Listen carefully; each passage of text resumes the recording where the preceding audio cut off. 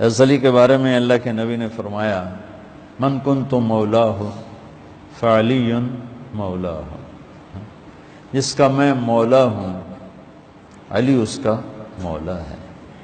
اور یہاں مولا سے مراد دوست نہیں ہے، یہ ہم دوست کا ترجمہ کرتے ہیں آقا، سردار، جس کا میں سردار ہوں علی اس کے سردار ہیں۔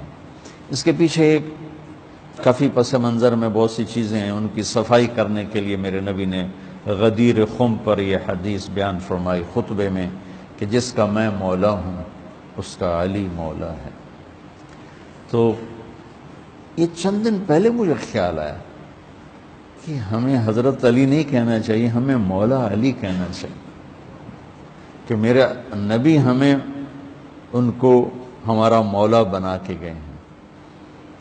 ہم سمجھتے ہیں صرف یہ شیعہ کہتے ہیں مولا علی، وہ صحیح کہتے ہیں،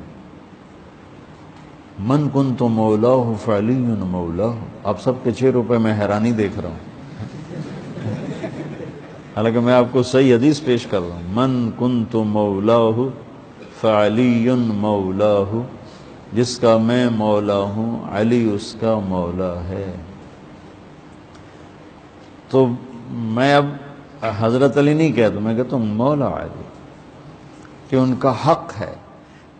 جیسے ہر صحابی کی بعض خصوصیات ہیں جو دوسرے میں نہیں۔ آپ نے ابو بکر سب سے بڑی ہستی ہیں صحابہ میں، ان کو نہیں، آپ نے کہا کہ